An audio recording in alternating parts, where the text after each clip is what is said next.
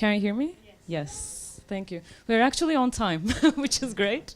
I'd like to welcome you all. And thank you so much for joining us today. I'm Özge Ersoy. I'm part of the public programming team at Asia Art Archive. For those who are less familiar with what we do, Asia Art Archive is a not-for-profit organization where we try to research, to document, and to do programming around recent art in Asia. And if you haven't been to the 11th floor, please feel free to check out our library. It's a reference library that we've been building since the last 17 years, and it's basically the physical collection that we have. We also have an extensive digital collection that you can check on our website.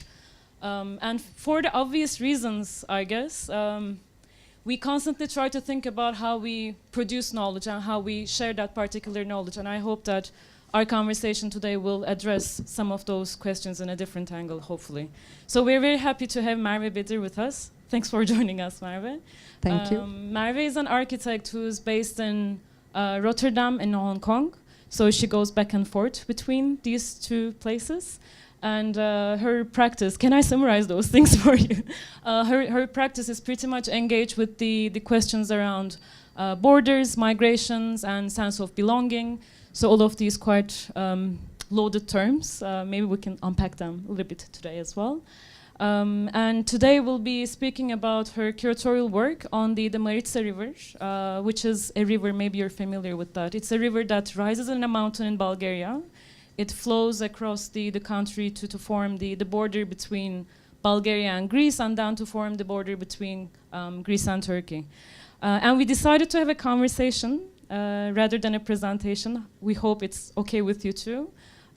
We are planning to talk for 40 to 45 minutes. Then we'll open the floor for your comments and for your questions, and we hope to continue conversation together. And I think I should sit down, and hello. Welcome. So why don't we start with the obvious question? I mean, what the river is, what Maritsa River is, and what were the main questions you had in mind when you first started your research? Before I begin, I also want to say that I'm also super happy to be the first event that you are organizing. I'm part of the first event that you're organizing within Asia Art Archive. So also for me a special occasion in that sense, and thanks a lot for having me. Just to give brief information on Maritsa River, since we start from there. The river, well, during the Ottoman times, the river was a major infrastructure in the Balkans. And with the collapse of the empire, it became a border, national border between Turkey, Greece, and Bulgaria, like Özge mentioned.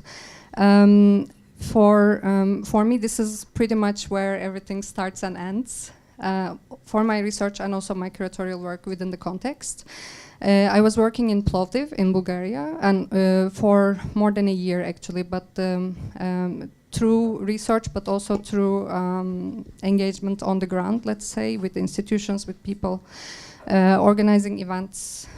So it was not only, let's say, doing research, but well, this is also a form of research, basically producing knowledge together, let's say. So it was a very collaborative process. What was interesting for me about the river, and as I said, taking this moment, which we could also call modernity, the start of modernity, or the start of modernization in the Balkans for Ottoman Empire, for Bulgaria, Greece, and then rise of Turkey, let's say, or the birth of Turkey. In the context of the river was basically the specifics of the changing rules and regimes on the river, the collapse of the empire itself as a rupture, as a moment of strong interruption, which basically made the river into a border, and also the strategic planning attempts, which we could also discuss in the framework of modernity, and that is related to controlling and managing the water, the river itself. These basically altogether created a continuous perception of a crisis, continuous perception of a disaster.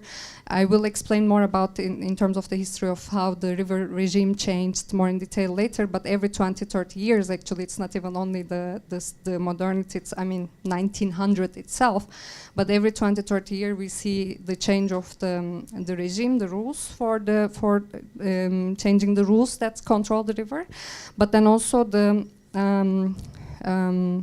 change of the population, which I will again touch upon later, which basically moved the river away from its people. So that's how I see it, creating a trauma, a strong trauma for the river itself, but also for the people.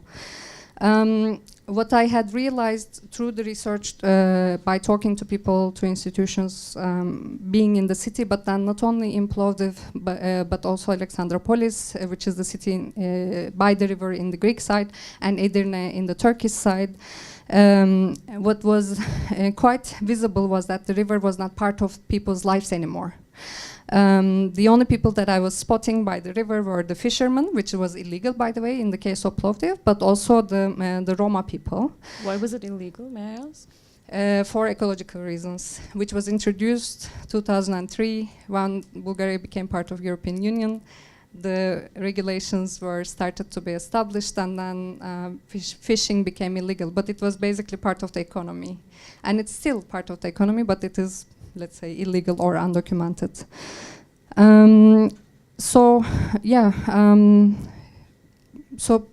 as I said, like people getting detached from the river, but then also them talking about the river not necessarily as part of their daily life, but more as a risk or a potential disaster, or how to be precautious against it. So there's a river running through your city, dividing the north and the south also, but not really relating to it in any means. So, yeah, I mean, through the research, basically, I was really thinking like how, also in relation to Alexandropolis, to Edirne, to Plovdiv, how the river requires actually a different way of thinking that is not necessarily bounded to national regimes, nor radically local ideas, which are both in terms of, which both divide it. But how do we look at it in terms of a more a framework that relates to its ecology and with its rules and technologies, but its own rules and technologies. But then also, can we look at it beyond the idea of belonging, so to say? How would the river belong to all of us, but not belong to any of us? And in this sense, how we would take the river as our commons. Yeah, I think there are a lot of terms that we have to unpack today. I mean, the big ones would be probably disaster, trauma, living knowledge, or the commons as well. But I think I want to start with the simple one. How should we think about the archives of a river? I mean, what is collected and who collects those things? Could you talk about that a little bit? This was one of the things that I started with the research. What were the institutions around the river before, let's say, 1900, and also after 1900, through the Bulgarian monarchy, through the socialist republic, and then following the collapse of Berlin Wall, which was also the end of the Socialist Republic, and then continuation of the Republic of Bulgaria. Talking with the institutions, I mean, this was one of the things like how that I tried to focus on, how these institutions were in different periods of time, how they were producing knowledge and how they were actually claiming ownership over the river through the production of knowledge and through the managing and the controlling of the water, let's say. Just to make something to clear, sorry to interrupt you. When you say institutions, do you refer to local authorities, or is that like self-organized groups? Who are those institutions? I looked at more the formal institutions for the historical part, let's say. It was much more, I will come to that later. I mean, looking at the local, let's say, was very difficult because basically the 1900 was the time of population exchange. So many people from these cities, from these countries have migrated to each other's countries. So it reaching to the locals in that sense would be impossible, which actually relates to the idea of knowledge and the idea of archive. How the archive would be produced, how the knowledge would be produced. So it was easy to, through talking to the remnants of those institutions today, it was possible to get at an idea of the way the institutions treated river and the knowledge on the river, let's say. So what we see is basically during the Ottoman Empire, it was much more locally organized, and it was so local, I mean, even between different religious groups. Orthodox, Greek Orthodox, Bulgarians, Bulgarian Orthodox, Turkish Muslims, Jewish, Armenians, and all of these groups were actually represented in Plovdiv. And I particularly looked at Plovdiv, I must say, for this part of the research. Which is not the case today, right? I mean, no, exactly. So, I mean, Plovdiv in that sense is a very specific city. It's a very interesting city because, for instance, Sofia, the capital of Bulgaria, is actually the representation of that, of the socialist republic. But Plovdiv was the interesting combination between the Greek, I mean, from the Greek heritage, and then relating to Ottoman heritage, etc., etc. So it had actually a good balance of people from Armenian origin, from Greek origin, from Turkish origin, from Jewish origin, and Romani people, the nomadic people of the area. But yeah, I mean, basically we see a complete change of that after 1900. And what we see also in that sense, like that actually also relates a lot with the way that they, not relates, but you can see the continuation of an ideology in the following regimes, how they related to the river. So during the Ottoman time, you see a very local establishment of relationship with the river, and then after that, the nationalist Bulgarian monarchy came, and that was like that was a centralized project. The Socialist Republic was a very centralized project and a very modern project, building fair complexes, dams, locks, even aspiring to lakes. Through changing the course of the river and the flow of the river. So collecting data about all of those changes as well, I guess. Yeah, and creating those changes basically on the ground. And with the fall of the republic, with the fall of the Berlin Wall and the Socialist Republic in Bulgaria, what we see is a strong privatization of all those public assets. And all of this, of course, related to how the knowledge and the management of the water has been done so far. May I ask, what was the easiest type of data you were able to access in the first place, and what was the most difficult one? I don't know. I mean, I might be very poetic when I try to think about sounds of a river, or probably they were not collecting those things. No, actually, still the easiest one is the living knowledge. If we were to talk about that, is the ones that you receive talking to the people. I mean, Roma people who are still, they were forced to settle, and they did settle at the periphery of the city in social housing. Still, the easiest way to collect the information or the data or the knowledge is actually talking to them. Beyond that would be,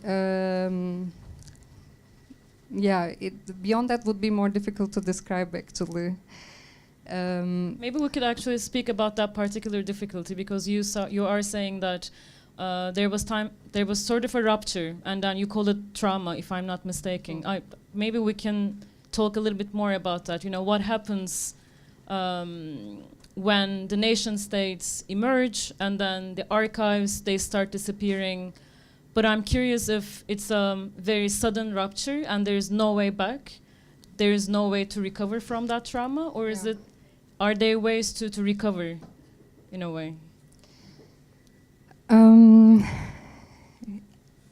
Tough question. Yes, I mean, it's also, I'm not sure if it's for me to answer, because it is for the people who have been displaced, and the people that I touched were the remainders.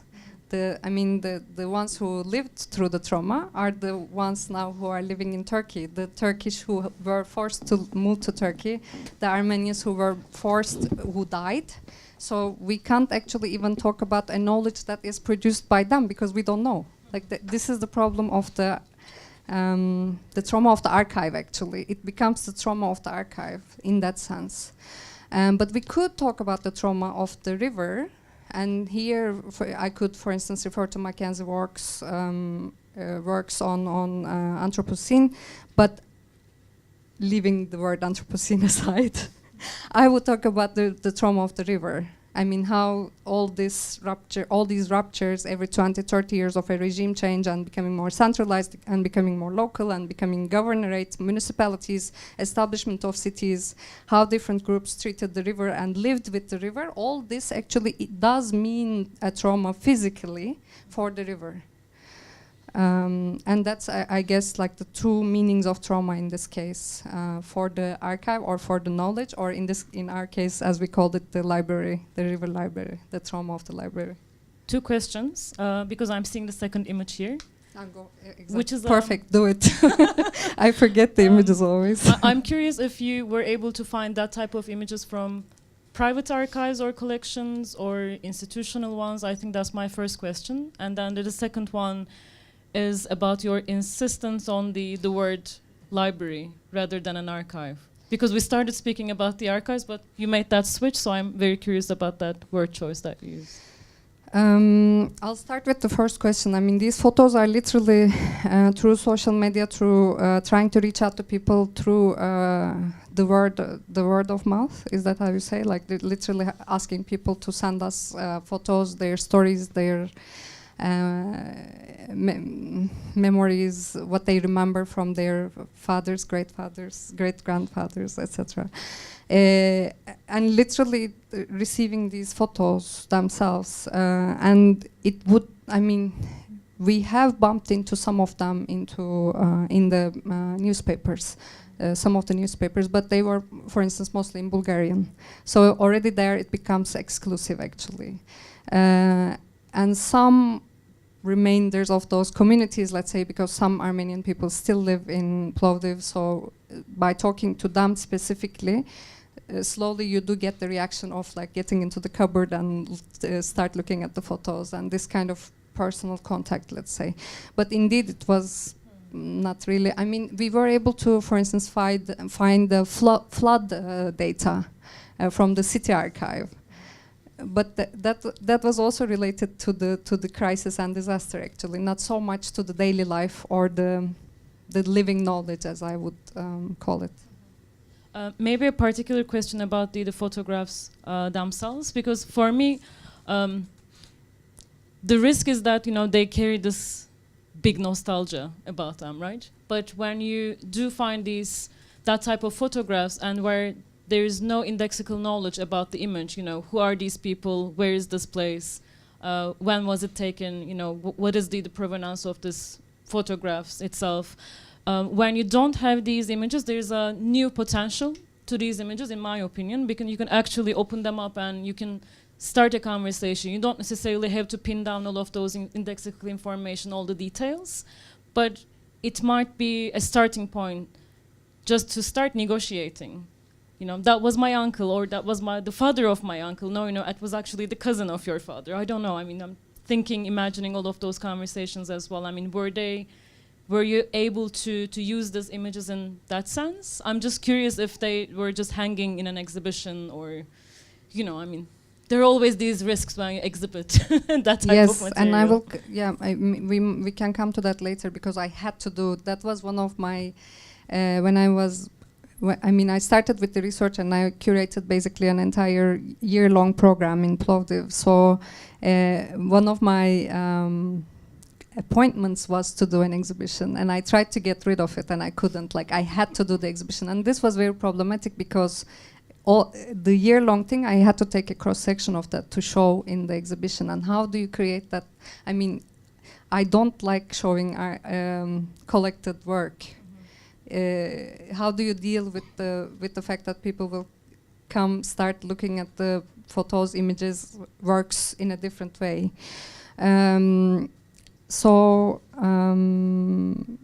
Not to lose the main point, but this is also why actually we wouldn't call it an archive, but we would call it a library, yes. Precisely because of not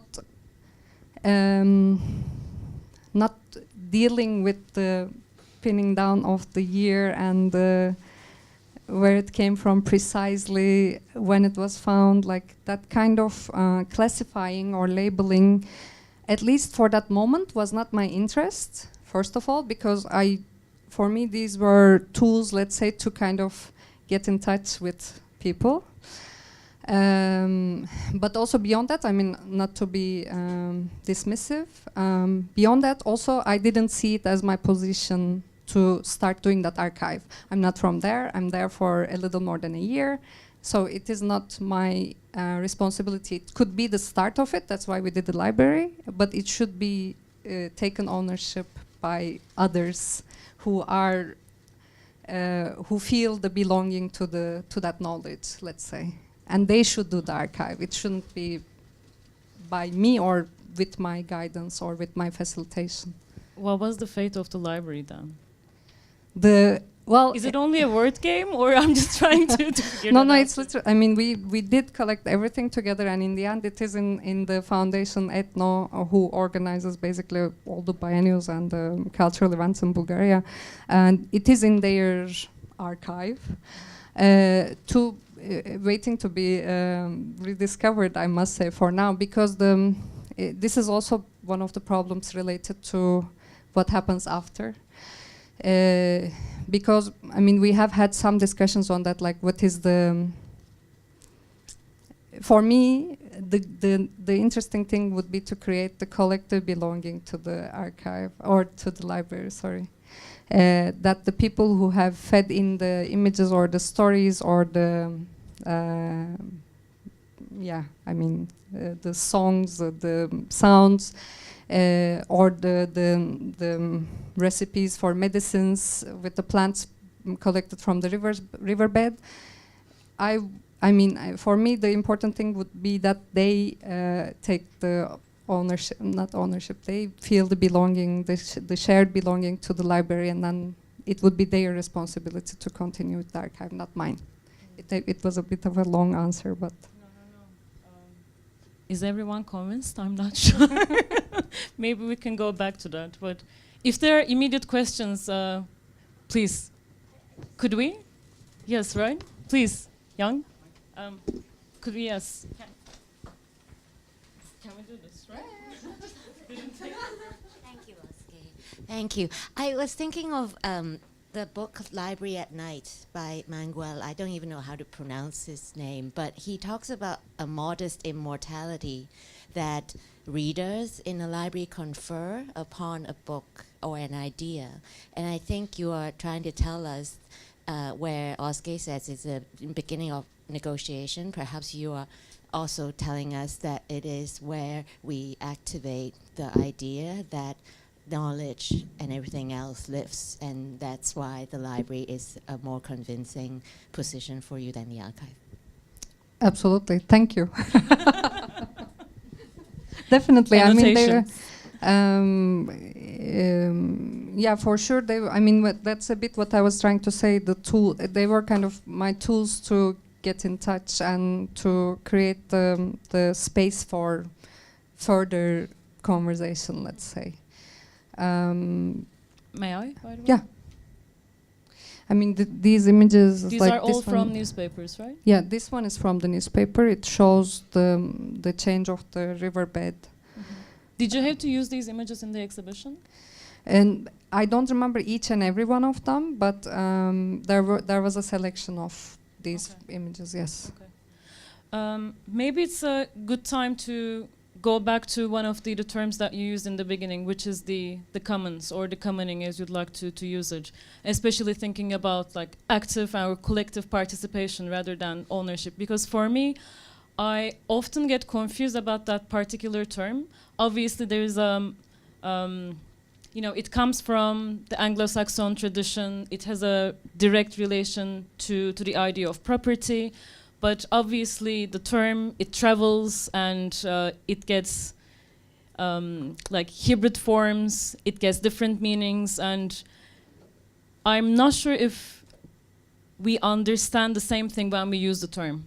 And for me, you know, I want to ask you this question because you worked in different places, in different cities, in different contexts, but you always insisted on using that particular term. So do you think that we do have a shared vocabulary around that idea, the commons? The problem with the word also, the word commons and also commoning, it, you know, there are the trends around it. I don't know, also depending on different parts of the world and different parts of, like last year it was... We are part of the trend. Last year it was very popular in Europe, now it's very popular here. The Sol Biennale was on commons and then... so many unresolved questions. I will defend ourselves. No, but I mean, we named the entire program as Uncommon River. That's where it came from, also because of the exceptional situation of the river. Exceptional because it was unique, but also exceptional because it was exceptional among all these regimes, that it stayed on its own. It was isolated, so it had kind of several meanings into the word.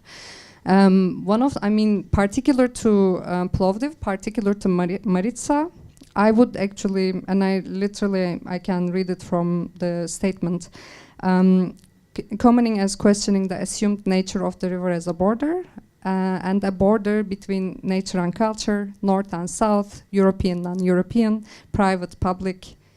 So thinking outside these dichotomies, that would be the first thing I would say. And in the context of Maritsa, European, non-European is a pretty strong dichotomy, or private, public is a pretty strong dichotomy, especially after the socialist time, like how privatization really came on and strengthened the idea of the individual and the idea of the private.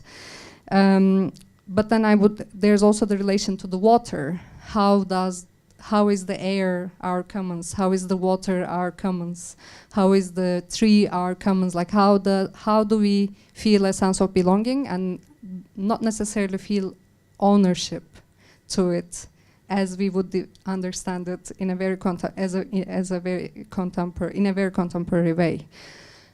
So these would be like the main things, points in relation to Maritsa that I would say in relation to commoning, and also I also make a separation, let's say, or a nuanced explanation to commons versus commoning to emphasize the verb, the action, the active, the doing it instead of exploiting or using it as a resource. For me, it's very tempting to think about those terms, but when it comes to practical things, I'm very curious about how that transition happened, how that the transition from ownership to participation happens. Especially when you go to a place, you're new, you only spend 1 year there, and then you said, I'm trying to facilitate this transition for you.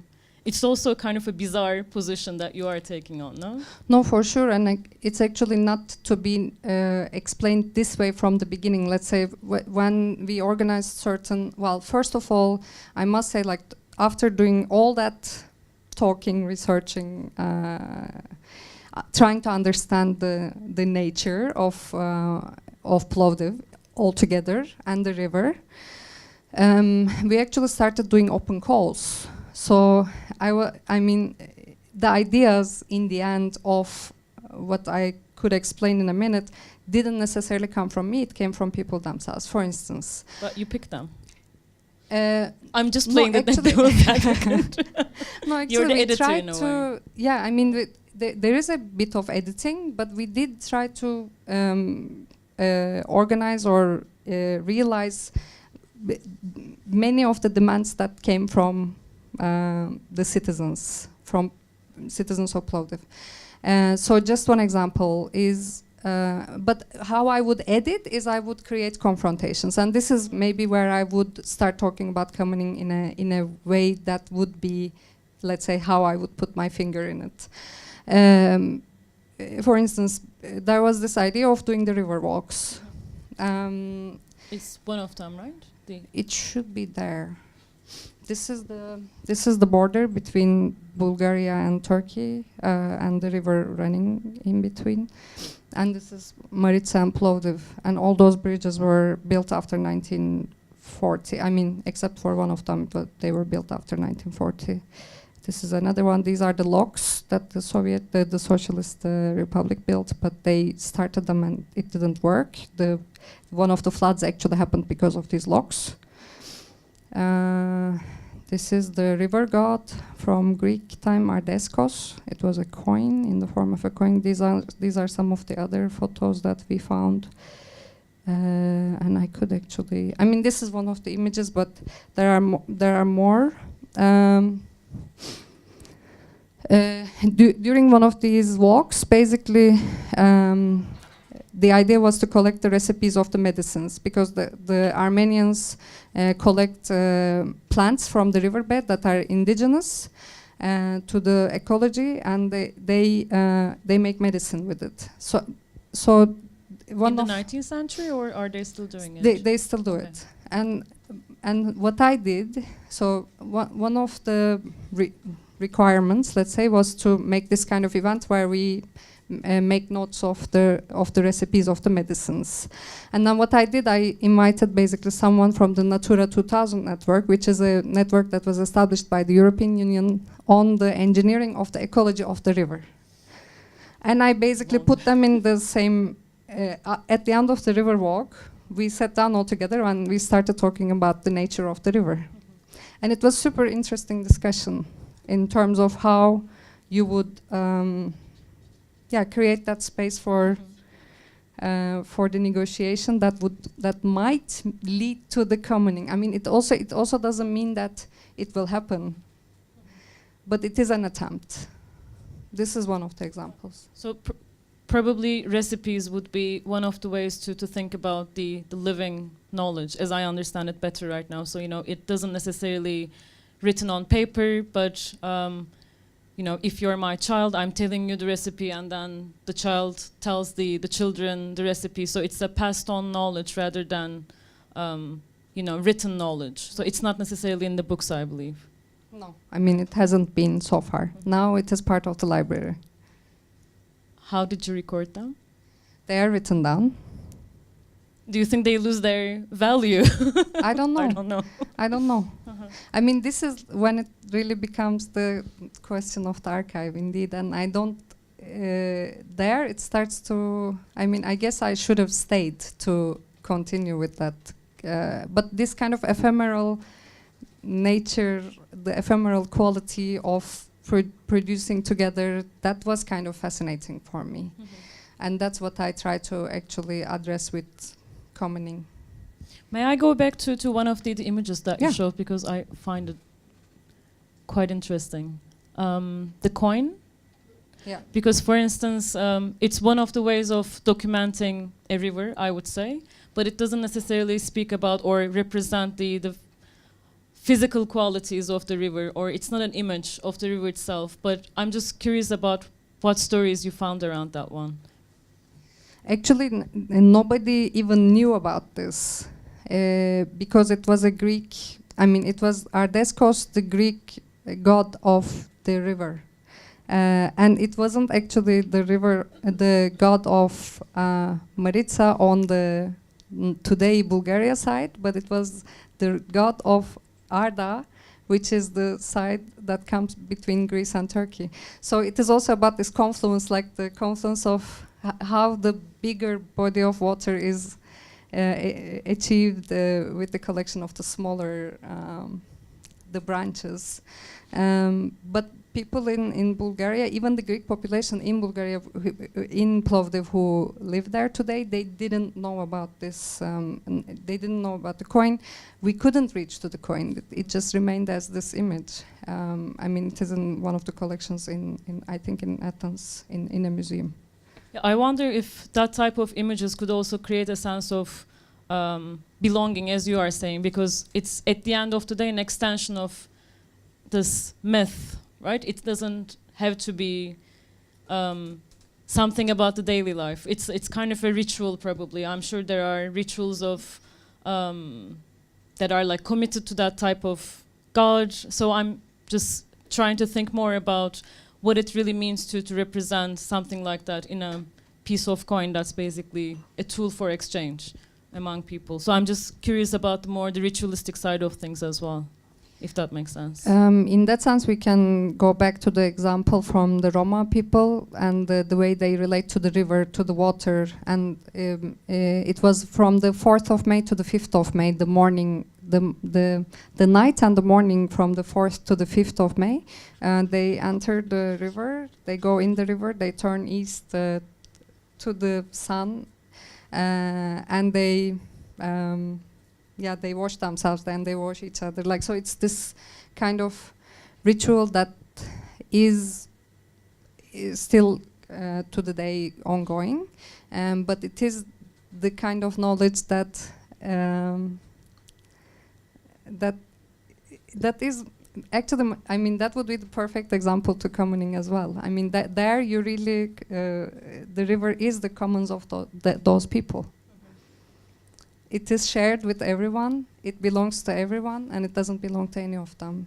They have to be very careful with not making the river dirty, for instance. They care, I mean, they, on their side, the river, on their side of the city, the river runs with full course, let's say, and they really relate to the river in many ways. But they are also the most careful ones to the river. So it's this very interesting relationship they have and continuing. Do you think that type of ritual just continued with no ruptures too? Because I'm thinking about all of these like natural disasters that you were also thinking about. When there's a flood, you know, what happens to that particular ritual? I'm sure it's not, you wouldn't necessarily want to participate in as passionately as you did before. I'm just imagining about those things. Somehow, I mean, I guess this is the relationship with, again, modernity, citizenship, the creation of an identity that is outside your will, and how those kinds of power plays, I'm going to call it for the lack of a better word, but impose a certain way of living on you. I mean, another example would be actually to this particular situation, like, for instance, there was very strong experience and experiment with agriculture around on the riverbed during the Ottoman times, and basically with the start of 1900, again, that kind of, but floods is also the reason to that. And they stopped. Agriculture has come to an end as well. Yes, they stopped. Do we know why? I mean, floods swept away many of the gardens that were along the riverbed, and then the municipality started to tell people, like, stop doing this. And also the ownership patterns have changed. It became public land, and then you can't do gardening anymore on the public land. You have to get permission from the municipality, and the municipality doesn't give permission to you. This is also the problem to separate, let's say, to save, as Negri would say it, to save the commons from the public. How would you spare yourself from the public, let's say? Because the public starts to mean the state. The public starts to mean the bureaucracy. The public means to starts to mean another version of the private. So maybe in that sense the gardens are more interesting examples to talk about. I mean, in also still the river rituals of the Roma people, in addition to that. I'm just checking the time, so maybe before we open up to the floor, I want to ask the last question. I think it's mostly about, I'll go back to my first question about how these questions changed over time in your practice. Because I've been trying to follow what Merve has been doing in the last couple of years, and recently she made a series of projects around the vocabulary of hospitality. So who's the host, who's the guest, and are these identities fixed ones? For instance, you know, I can invite you to my apartment for dinner and you would be my guest, or when, for instance, Turkey receives refugees from Syria, they call them legal wording that they use is the guest. But at the end of the day, so with all of those examples, I mean, that is a particular social relationship that implies property in a way, or a sense of property, be it more abstract or a legal one.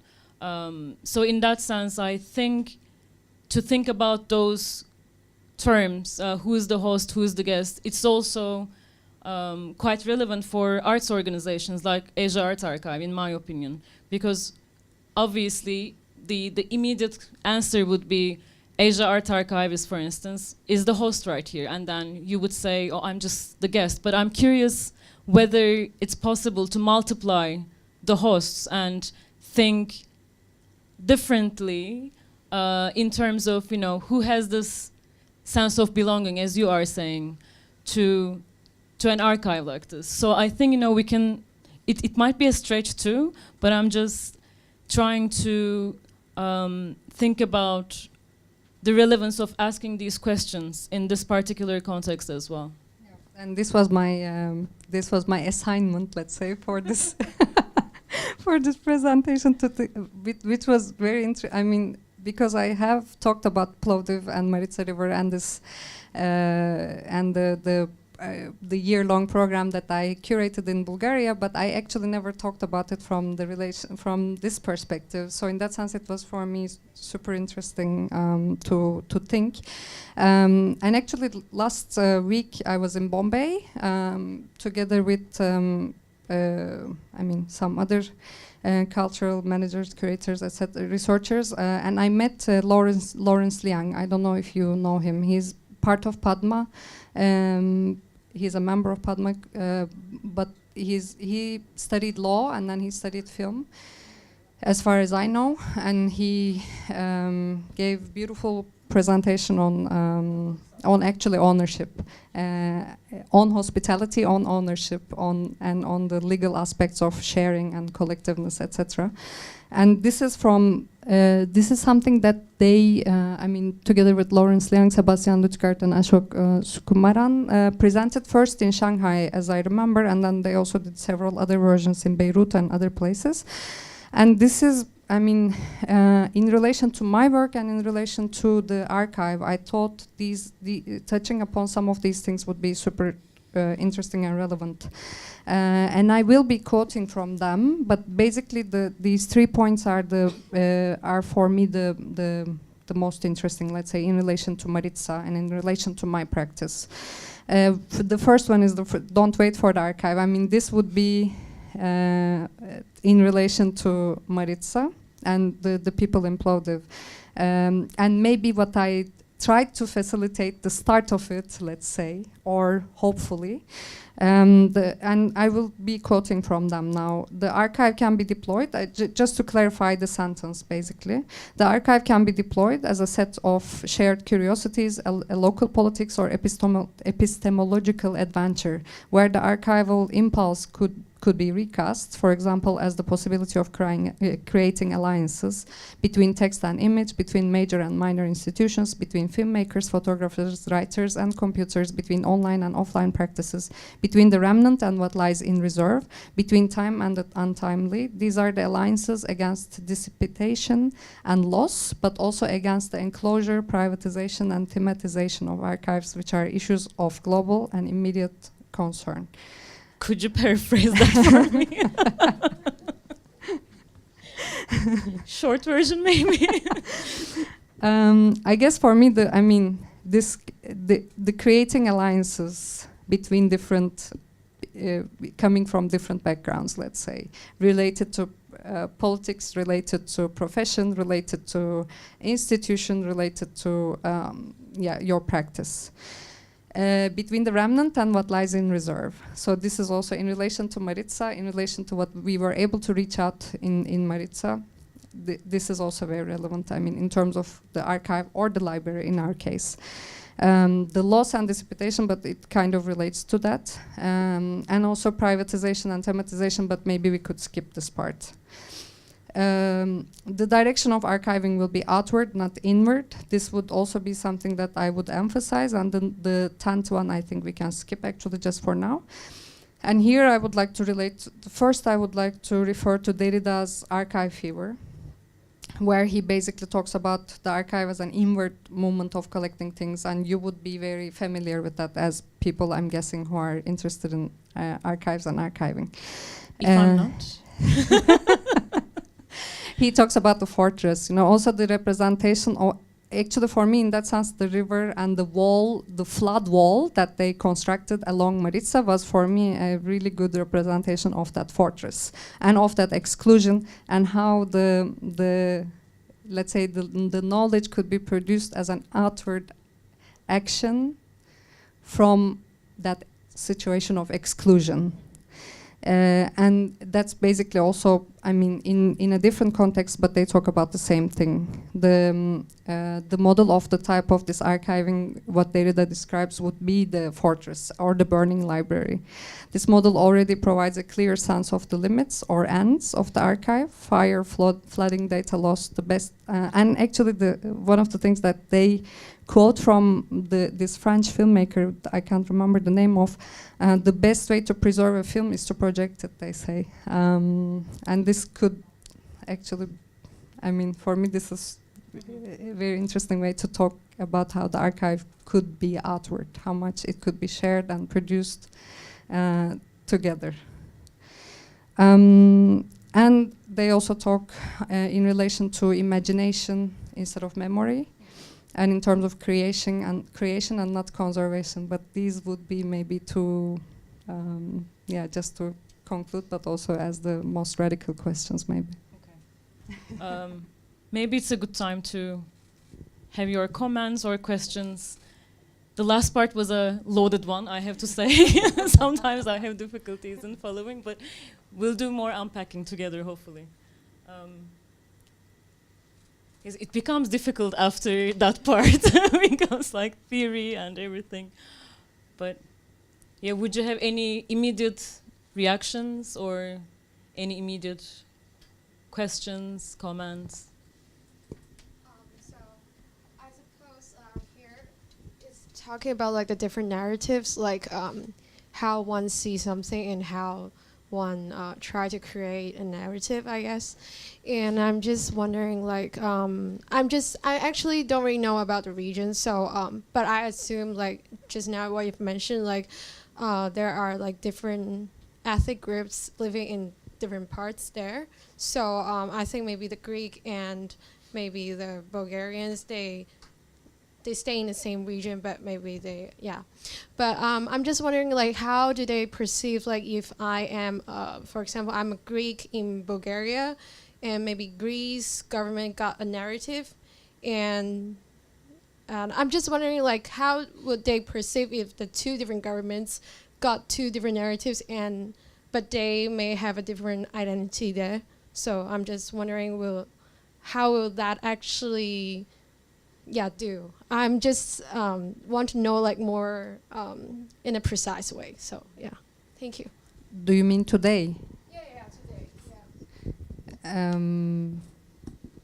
But also the archival materials as well. I mean, when you went to the different institutions from the different countries, were they mutually exclusive things or contradicting things? Right? Am I understanding your question right?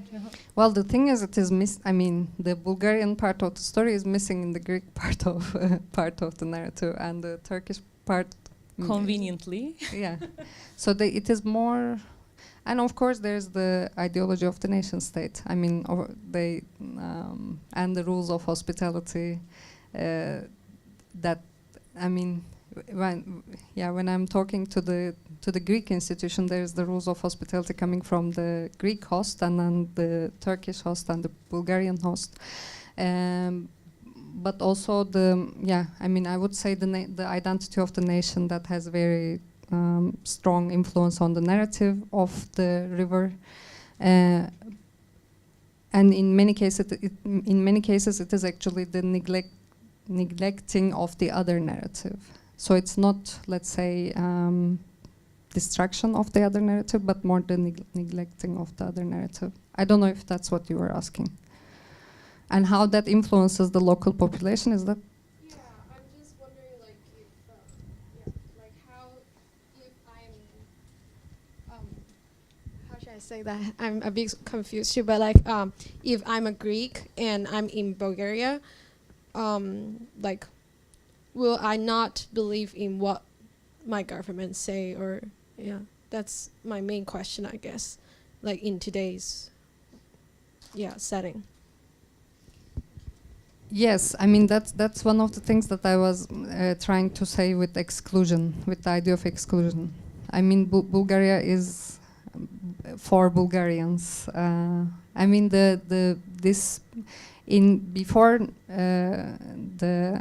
before the nation states were founded, 30% of the population in Plovdiv was minorities. Let's say the others. In today's vocabulary. Yes, in today's vocabulary. I mean, Turkish, Greek, Armenian, and Roma people were altogether 30% of the population in Plovdiv before the nation states were founded. Right now, it is less than 1% of the whole population in Plovdiv. So it is really a small amount of people we are talking about. And I mean, the whole population of the cities, I think, it's not more than 1 million. So, I mean, now they are the minority, really. And even if the government talks about inclusion, it doesn't necessarily relate to them. It more means the Bulgarians' inclusion. I don't know if it's a good answer.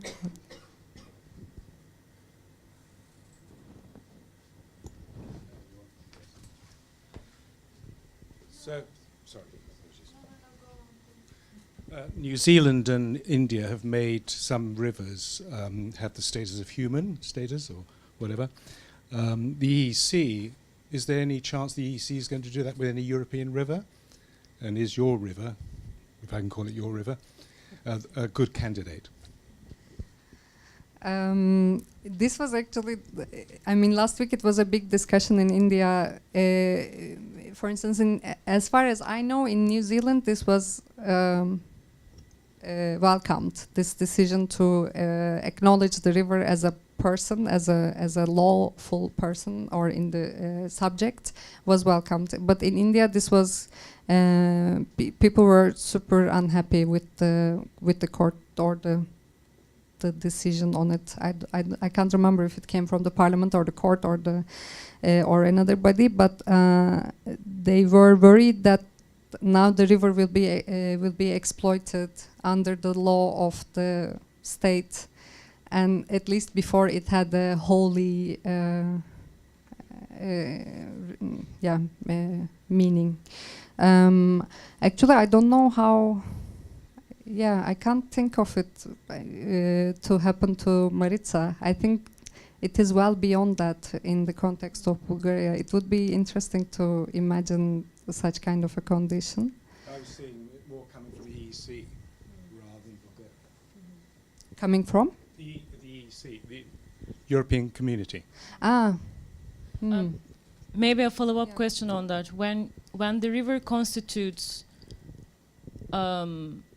border between two countries, legally it doesn't have an ownership. Am I correct? I might be wrong. No. I mean, literally, for instance, Edirne now, the Turkish side has a lot of issues on flooding, and it does require these three countries to act together, but they are not doing it. So it keeps flooding, basically. I mean, every time more destructively.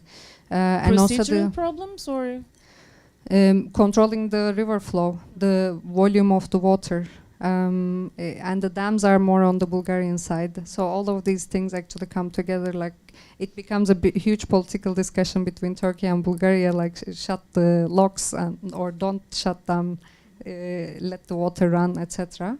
And when the rainy season comes, it becomes really problematic.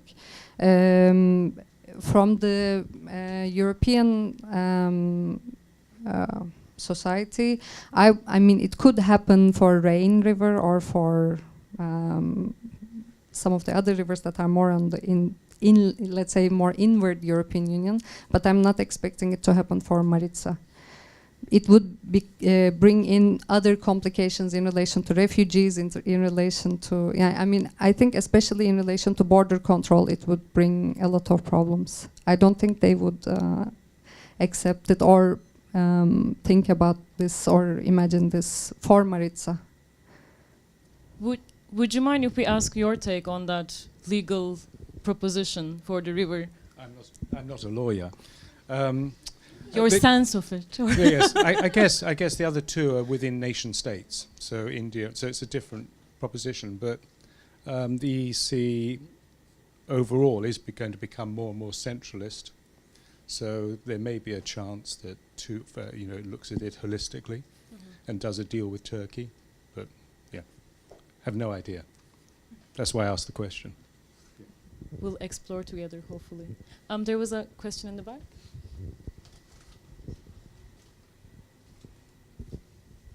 Hello, thank you for this interesting presentation. It's not really a question, it's more of a thought and comment. I'm actually Bulgarian, so I think a lot of these questions and issues could be understood better if there is a little bit more historical context provided. So the Bulgaria is on the Balkan Peninsula. Basically, history is long, but the short version of it would be a lot of wars, and then 500 years of Turkish occupation, and then 50 years of communism, and then European Union. This is a short version of it. So, yeah, and all these major historical events actually start from environmental issues. So nature and river are very important points in Bulgarian public life. We have two big rivers, the Danube River, that actually we don't really consider our own, we don't claim ownership because it starts from Germany and only a small part of it is in Bulgaria. It's not in Bulgaria, it's the border between Bulgaria and Romania. And then the second one is Maritsa, so it's actually our river. And it's actually, Thank you. And so the girl there asked the question, what would happen if, when different countries have different narratives, well, they kind of fight, but that's on the Balkan Peninsula, every nation has a completely different narrative and claims ownership over everything. That's just how it is. But because of the 500 years of Turkish occupation, Turkey, is the huge enemy. So even if Greece claims, it's history, 500 years, whatever. The point is that in our mentality, this Turkey is the enemy. So if the Greek government and the Bulgarian government have different narratives, that's not really an issue on the level of personal communication between people. Then the other thing, you mentioned about how the river figures, what role it plays in the life of the people there, and how with the fall of the communist regime and with the privatization of everything, it has been taken away from the people. This is major in Bulgaria, and it happens on all levels, and it happens right now with the biggest mountain that is near Sofia. Sofia is the capital, so the mountain is called Vitosha, and this is where all of Sofia goes during the weekend, and now they're trying to do the same, to privatize it, to give it to private entities to earn money from the nature there, and it's happening with major parks in the city. And there's Bulgarian people, and I think that's kind of a thing for all the Balkan region. We have difficulty fighting for our rights. Our government can do whatever they want and nobody really tells them anything. We are not really we're not like Western Europeans where people go and protest. We can't just accept it, but not when it comes to nature. And that's why Maritsa is also very important. Yes, one other thing. I lived in South Korea for 4 years, and they have a river, the Han River, that runs like in the middle of the city. And the region around the river has been so well developed. Like there, people really like this is where you go and you really see how people claim ownership over the river, because there are concerts there. You could just go and play your music. You can have a picnic. You can ride a bike, and it's so safe. And we don't really have that in Bulgaria. So that's like, if you compare the two examples, it's quite starking difference. And one last thing before I stop talking. You show a picture of a coin, and then you asked... Shall we go back to it? No. Okay. And then you asked, like, I mean, I guess what you implied was that the river figures in the life of the people in ways that they don't really understand. And I was thinking that one other side of this story would be that Maritsa River is a huge part of our folklore, which I guess is natural. But the point is that if you are a 7-year-old child, before you get to go to the river on your own and make your own memories with it, write your own story with it, and before you are allowed to use money, the coins, you start learning these national poems that we have that kids are obliged to learn by heart. So this is, and then in those poems, the river is glorified like something major, huge, mythical, ours. So this is, from very young age, you're set up to think that the river is yours and it's huge. And one last thing, because the thoughts keep coming. Because I saw the word archive. In the Balkans, it's like we have a huge, major issue with archiving and recording history. We don't see any need of it. And so a lot of the history is lost. It's because we don't really claim ownership on public life and public history. So yeah, it's surprising that you found so much material.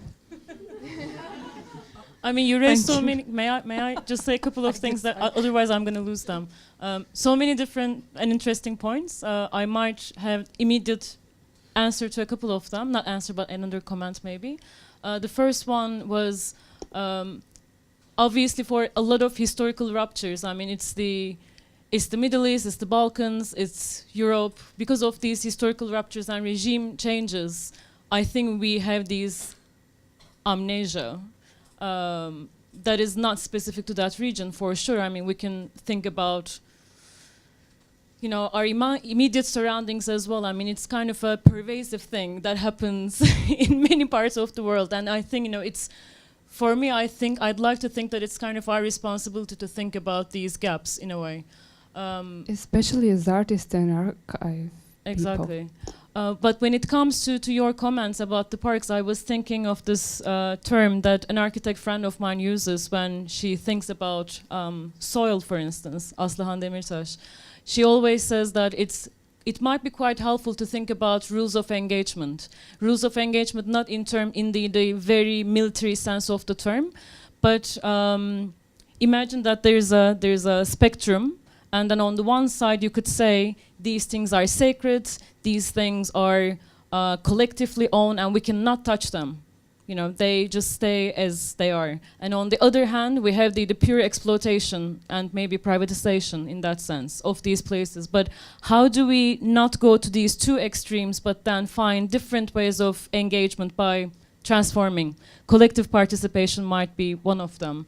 I think going to a park, not necessarily sitting that I'm leaving, but leaving something behind, cultivating something, or writing a song to a tree. I know I sound a little bit funny, not poetic, but you know what I mean. So that's the term that I try to think about quite often. You know, how do we negotiate those different rules of engagement? Because also they change every day according to, you know, daily politics and etc. There were two more questions, but do you want to say something? I actually want to give an example to that. I mean, for instance, the garden. I mean, the people started gardens by the river to kind of bring back the tradition of agriculture.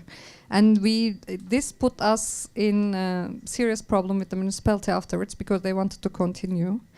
And the municipality allowed only planting of herbs like mint, coriander, etc. The people, especially living by Maritsa in Plovdiv, they wanted to continue to do their own plants and vegetables, and tomatoes, cucumbers. It just kept coming. And after 1 year, we really had to negotiate a lot in terms of how much we can really stay there, because the municipality actually doesn't allow, because I think 60 something, it was forbidden to do agriculture by the river. And the communities who do agriculture were evacuated. It was quite an event.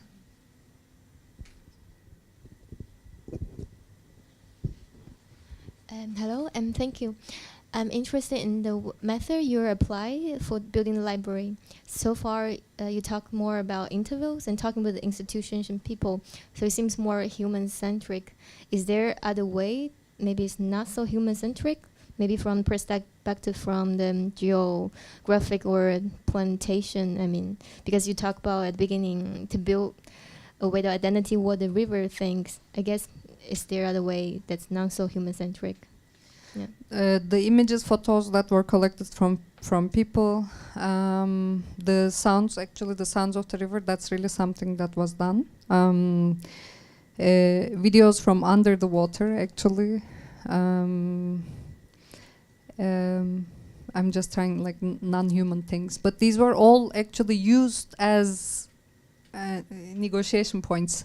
So eventually the aim is to still be in relation to the different peoples that are interested, or that feel belonging to the river, or that want to feel belonging to the river, or that get closer to the river. So in the end, it is about the people. It is about the people living in the city. It is about the people living. It is about the citizens of Plovdiv. But the archive itself did have non-human material that would actually, in a way, relate only with the river. Like the sounds of the river is really something that actually belongs to the river fully. Yeah. Hi. You talk, I think overall the talk we've talked about property and ownership, and also the inability or that impossibility of owning something that is a border. And what came to my mind is, I wonder what you think, or what is the position of custodianship for you in your practice, or in the way that you've thought about how you work. And that sort of also relate to what Özge was saying about being a host but also a guest. A custodian sort of have the role of both, depending on what context you're in. You are a guest to whoever person who have given you that thing to temporarily or permanently sort of be a custodian of. But at the same time, you can also be a host to let other people to come in to do things to whatever you are taking care of. So I wonder how that figures into your thought and processes. No, it is definitely between both, going back and forth all the time. It's when we decided to go for the open calls and asking people to come up with ideas, etc. There I'm definitely in the position of the host, and also editing the events, let's say, as we called it. It is also the position of the host, or the responsibility, or what the host does. But in many ways, I was actually the guest of the organization. I don't know who invited me. I was their guest all the time. So there's those threshold that you always cross between becoming, let's say, the constituent, becoming the host, becoming the other host, the other guest. Can I just follow up on another thing? I wonder if this way of working and thinking has an impact on how you think about the archive and the library, and how you interchange the two of them. that, you know, the way that you describe the archive or the sort of the constitution and the implication behind using the word archive is that it's a state of stasis, it stays. Whereas for you, it seems the library points towards more of a process, of a reference material where there seems to be more flexibility, liberties can be taken. And I wonder if that's how you think about oscillating between the two. It's a very good question, but I don't know how to answer it now. I'm definitely not the host of that, of the library. I mean, if that's what you have, you meant when you are asking the question. I mean, the word that I used the best, that made it possible for everyone to talk to me and for me to talk to them, was to facilitate. I basically try to position myself as a facilitator among the different actors, let's say. And this would allow me to be to go between or to make a transition between these roles, between different roles. Yeah, but I'm not sure if this is actually a response to your question. Yeah.